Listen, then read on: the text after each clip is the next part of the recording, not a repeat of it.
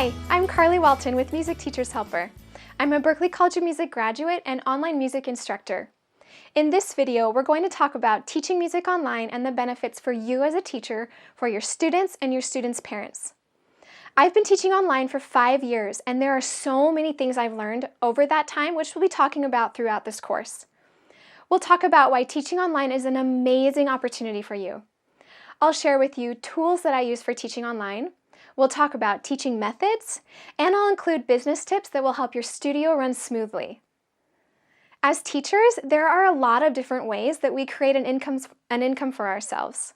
You might be a teacher who's also a professional musician, so you travel and perform regularly. You could be teaching a band or a choir, or maybe you're a teacher who teaches general music at the elementary level. Whatever your situation, adding an element of online teaching is going to open new doors for you and help increase your teaching income. Right now, I travel the world with my family while teaching online. When people hear that I teach online while traveling, they often ask how that's possible. I talk to them about teaching online and explain that I Skype a student who lives in another state or another country, and we have a normal lesson. Well, there's actually so much more to it than that, and we'll be going through all of the details throughout this course. You're here because you want to learn. You're an innovative, creative teacher who's excited about new opportunities. I want to congratulate you on making the first steps towards incorporating online teaching in your current situation. Maybe you're a recent college graduate and you want to teach online before settling down in one place and starting your studio. Maybe you're a part-time teacher and you hope to find more students that live outside your neighborhood or your city. Maybe you have a full-time studio, but you've lost some students because their parents are claiming that their schedules are just too busy. I know how that goes, I'm sure you do. No matter your teaching situation, this course is going to help kickstart you into action, and I'm going to give you all of the tools and information that you need to get started. I studied piano and music education at Berklee College of Music. Piano is my main instrument. It's the instrument that I use for teaching online, so that's what I'll refer to throughout this course. However, no matter the instrument you play, all of the principles that we talk about will apply to you as well. After finishing my degree, I started teaching general music at an elementary school. Well, I also really love teaching piano, so I took on 15 piano students that lived throughout the city of Boston. My afternoons were spent driving to and from students that lived in the city or out in the suburbs. If you're a teacher who have also taken students that live in different parts of a city, you know that you spend a lot of time driving to and from their homes. You also might spend a lot of time because it tends to be during rush hour traffic. When I realized that I was spending more time driving than teaching, I thought there had to be a better way for me to use my time. There had to be a way for me to maximize my time as a teacher. Fast forward a little while, and I was teaching a very, very busy studio in Arizona, and this time my students were coming to me, so that was a plus. I was teaching during the hours of 3 to 6 p.m., those prime time teaching hours when all of your students want their lesson. I wondered, why can't I find any students that can take from 8 to 3 p.m. in normal work hours? And I wish there was a way I could fit some in there, but of course students have school during that time. I had a student come and have a trial lesson with me, and I really liked him. It went really well, and then the parent and I started discussing, okay, where do we fit him in the schedule? What can work for both of our schedules? And we soon realized we were both too busy and too crowded with our scheduling. And so I sent him away, and he went and got another piano teacher. Well, that was really frustrating because, again, I thought about those 8 to 3 p.m. hours that I wasn't teaching. And I thought there has to be a way to use my teaching skills and my education and what I love and be able to use them during normal work hours. So that was my frustration. One afternoon, a few weeks later, I had 2 of my favorite students come for a lesson. And these are students that I had for a couple of years. And I wanted to talk for a second about how we build relationships with students. We have them for a few months and we get to know their personalities, we get to know how they learn, we get to understand what kind of music they like, how they respond to us, and it really does take time, sometimes months, before we truly understand how to teach a particular student and personality. Well, these two sisters, after their lesson, told me, we're moving to Texas. And I was so bummed because of all those things I just mentioned. I was talking with their parent right after the lesson, and she was apologetic about it, of course. And we were both just bummed out because they would have to go and find a new teacher, and I would have to find new students, and I would really miss them after they left. It was in that moment that I thought, we should try online lessons. I brought it up to their mother, and she thought it was a great idea to at least try it and see what would happen if we tried taking lessons, or for them learning lessons on Skype. A couple of weeks later, we had our first Skype lesson. And even though I was really nervous about it and nervous about all of the things that could go wrong with an online lesson, it went really well. And about a month later, 2 months later, I thought, oh my gosh, these students are learning and progressing the same as they were when they were with me in my studio. They're passing off songs, they're enjoying their lessons, we're doing our music games, we're doing our theory, we're doing our technique, we're doing all of the things that I would have continued with them in person.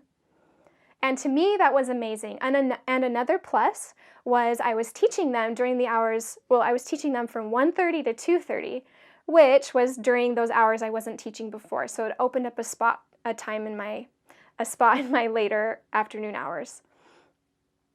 And over the next month, I started getting more and more online students. And I noticed this was solving a lot of my major problems. I wasn't driving anywhere. I wasn't even driving to my studio. And I was teaching during some extra morning hours and some extra afternoon hours. Teaching online has opened doors for me to teach students that live in other places, and I know as you start incorporating it, it will do the same for you. You know how when you want to learn something new, maybe a new skill or a new hobby, you're likely to go to Google to search for it. Well, recently I heard a really interesting statistic that applies to us as teachers. There are an average of 500,000 monthly searches for online music lessons. So that means people are going to Google and they're typing in things like learn guitar online piano instructor, learn to play the drums online music instructor. There are two things that I learned from this. First, there are tons of people interested in learning music online. And the second one, people are comfortable with learning online. People are earning their bachelor's and master's degrees online, so this is not a new concept. The generation of students that you're currently teaching in your studio, they're comfortable with learning online. It's really exciting, and that's because this presents an amazing opportunity for us as teachers. All right, let's talk about the benefits of online teaching for you as a teacher. The first one is you're going to be able to teach students that live in another state or even other countries. This expands your reach as a teacher. So currently, you might have exhausted your efforts in your neighborhood or your town or maybe the school district that you live in. I know sometimes it can get really hard trying to find new students that are outside of your contacts in your community. So what this does is it opens up doors so now you can market in other places. This is also nice because some of those students, if they are in other states, they'll be in a different time zone. So you have the potential of filling up your schedule in other times of the day. It will take a little bit of work to find the different time zones and how they fit all together, but it's an amazing benefit if you wanted to really fill out your schedule. Another benefit is staying home and not having to travel. As I mentioned before, I was traveling quite often when I was living in Boston, and I just spent so much time driving, and so now I teach exclusively online. I don't have to leave my home. I get to save time by not traveling, and I am also not traveling to and from a studio, so I'm saving that time as well. You're going to save money on studio costs. At one point during the last several years of teaching, I was renting a studio, and it cost me several hundred a month to rent out that studio space. I know of some teachers who might rent from a music store, you might rent from someone who's renting out a room to you, and now just by teaching at home, even if you live in a really tiny apartment or a small home, you'll be able to teach online and you don't have to spend that money. There's going to be less traffic in and out of your house if you are teaching from your living room or from a side room or from an office. You're not going to have parents coming and going. I know for me, for a while, I always had at least 1 or 2 cars parked out front, waiting for their lesson to start or waiting to pick up a student. And it just seemed really busy and like a lot of activity. So that was a huge benefit for me, was having less traffic in and out of my house. Another one is the use of headphones during lessons. This is big because now I can plug my headphones in and listen to my student and feel like I'm having an intimate lesson with them where it's just them and me and them together. And I don't have to listen to all the other noise in my house, and other people that are in our house don't have to listen to the lesson or the music that's going on there. Another benefit is the ability to mute. So when there is other noise, I can mute my microphone. I find that I use that a lot because I don't want to be distracting to the student. So I just mute my microphone until there's something that I need to teach or something I need to tell them. Scheduling lessons and makeup lessons is much easier when it's online. So parents now have much more flexibility because they're not bringing the student to your house or to a studio. The student can now take their lesson during evening hours or even early morning hours when before they weren't able to. So that allows some flexibility in scheduling. And makeup lessons are also way easier to schedule because all you have to do is find a time where both of you are home. You're not trying to schedule when can the parent bring them and all of the stuff that goes with that. So it just adds a lot of flexibility. The last one is teaching from anywhere. You can teach from anywhere when you teach online. You can go out on a trip, you can go visit your family, you can go, I don't know, if you have a cabin that you go to every once in a while, you have more flexibility on when you travel because you can now teach online. I can remember times when my husband and I were visiting family in Colorado and we had to rush home over the weekend so that I was home in time on Monday for my lessons. Well, it's so much easier now because when we are visiting people, I just have to find a quiet room to be in to teach my lessons now. Let's talk about the benefits of teaching online for your students and their parents. I asked a couple of my current students some things that they enjoy about online lessons, so I want to share those with you. One of my students mentioned, "I love learning in the comfort of my own home." This particular student is a little bit of a homebody, so all of your students might not say that, but she really feels comfortable at home and she likes learning from home. Another student said, "It's fun learning online." I've noticed that my students really enjoy taking lessons on their iPad or their computer. They like sitting down, they like seeing me every week on their iPad, and I've noticed younger siblings asking for Skype lessons and asking, "When is it my turn to Skype?" And I think that's really great because they notice that it's different, it's unique, and it's fun. Another student said, "I feel more comfortable playing in front of an online audience." She's referring to our online group classes and recitals, and she feels comfortable playing in an online setting. She's a student that's a little shy, she's a little hesitant, and so it's easier for her to play in an online recital. I also asked parents what they felt was a benefit of taking lessons online, and this is coming from parents who had previously had in-person piano lessons. This parent said, "I really like being able to listen to my students during their lessons. If I hear them bomb a lesson, I am more motivated to get them to practice better the next week. If they went into someone else's house and I never heard their lessons, then I wouldn't know how they are doing." And I love this response from this parent because it shows that parents are involved when you are teaching lessons online. You're in the home with them because they're on the iPad or the computer. And if the parent is in the home at the time of the lesson, they can hear what's going on. They often come and talk to me at the end of a lesson, which I love because I love communicating with parents and I love letting them know, this is what was assigned this week, watch out for this if you can help with this. And so I think it's a plus that parents are involved and also you're inviting them to participate in lessons. Something else that a parent said was, "We can still have lessons if we're at my mom's house for the week." This family travels to their grandmother's house sometimes once a month, maybe every other month, and it's great and it's very flexible for them so they don't miss a lesson when they're at their grandmother's house. And it's great because I get to know the grandma, and whenever they're at her house, she comes on Skype and says hi and asks how I'm doing, and it's great. I think it's awesome that they don't have to miss lessons, and it allows for flexibility. And then the last one is we don't have to drive our kids to lessons and wait in the car for them, which is what I was doing before. This is probably what I hear most often from parents is convenience. They really love how convenient it is to say, oh, it's 5 minutes to 5 and you have your online lesson, so let's go set it up in the piano room and good luck in your lesson. I don't have to drive you. It's just so convenient for them. They love not waiting in the car.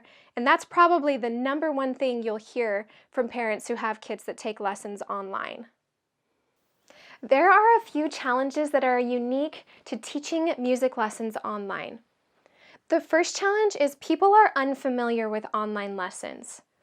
They might have never heard of being able to take a piano lesson online, learn drums online, and they're intrigued by the idea, but they could be very skeptical of it because it's different and it's unique.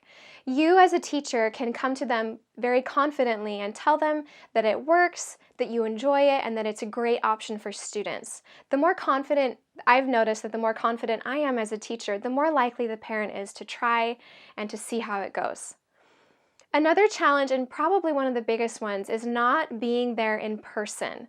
And you've probably thought of this already. I know when I first started teaching online, that was number one. How do I teach my instrument in a way that's effective without actually being there physically? Well, really, you're taking all of the teaching methods, all of your education and skills, and you're transferring it in an online way. And ultimately, it comes down to really good communication. And that means you're interacting with the student, you're asking questions, you're engaging with them, you're inviting them to participate. And when you do all of those things, you'll have great, effective lessons, and you'll notice that the student interacts with you more. I'll be talking about teaching methods in another video, but I did want to talk about that because I know that's a concern of a lot of teachers.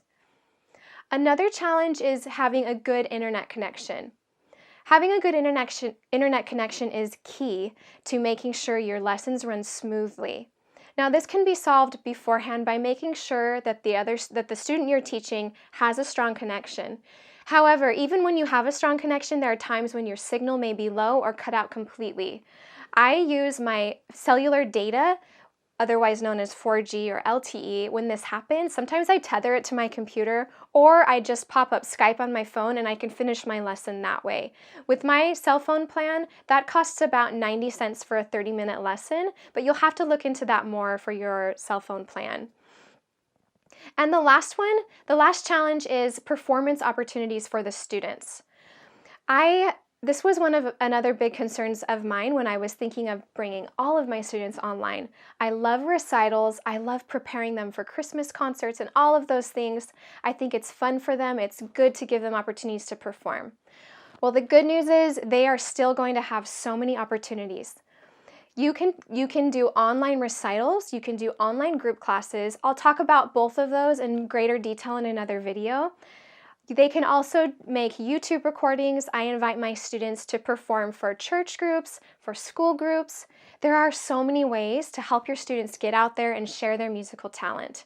And once again, I'll cover those in greater details in other videos, but I wanted to address those challenges so that you know there are ways to overcome them. One of the best parts about teaching in general is the success we find in sharing what we love with students. I want to share a couple of success stories with you that I've had for online teaching. A couple of years ago, I had 2 new students, and their parents were a little bit skeptical about how online lessons would work for them. They were both musical. They really wanted music to be a big part of their daughters' lives. Well, a couple of months into our lessons, I got an email from the parent, and she said, they love taking online, it's so convenient for us, and they're passing off more songs and moving through more music than ever before. I was so excited about this because I remember thinking, oh, I really want them to progress, and I want their parents to see that online learning is the same as learning in person, and you can get the same education. Another success was having a student that I used to teach in person take online, and the difference that I saw was amazing. At first, when she was coming to me in person, she had a really busy schedule. Her mom was a nurse, and so she missed lessons at least once a month. She was also a little bit shy, so she didn't love she didn't love in-person recitals. Now that she's taking online, she never misses lessons anymore because she comes home from school, she can open her iPad at 4 p.m. and have her lesson right after school. And her mom doesn't have to worry about coming home from work and getting her to lessons on time and all of that. She's also loving online recitals, and she finds a lot of joy in that versus going to recitals in person. Okay, it's time for an exercise. I want you to think about your situation and how teaching online is going to fit for you. I've talked to you about my story. I've told you some things that I went through as I shifted to an online studio, but I want you to think about your situation and how it might fit for you. Maybe you're hoping to save money on studio costs, or you're hoping to teach during different hours, or you want flexibility, you want to travel. There's a lot of things that could benefit you. The purpose of this exercise is to start building a goal and to start visualizing what your career as an online teacher might look like. We know that there's a lot of power in visualizing. The more we visualize and see ourselves as a certain kind of teacher, you'll be able to start incorporating that right away into your current situation. Next, I want you to start thinking about potential students. Are these current students that you have, students that you're teaching right now that you want to shift online? Or are you thinking of some students that might live in another state? Or are you hoping for students that you haven't met yet? You want to market to other states or other countries. This course is going to take your teaching skills, your experience, and everything that you currently use as a teacher and shift it online. I'm excited to walk you through the steps on how to do that. And I know even though it might feel challenging or feel like a big change, anytime we learn something new, there's going to be some challenges. But as I've mentioned, I've been through that and I'm excited to walk you through those steps. I love my current work-life balance as an online teacher. I love the flexibility that it gives me to travel, to spend time with my family, and to still do what I love, which is teach piano online. I know you'll love how it changes your teaching career as well, and I know that it can fit into your situation, whatever it may be. Once you finish this course, you're going to have so much confidence. I know you can do it. You've got this, and I'll see you in the next video.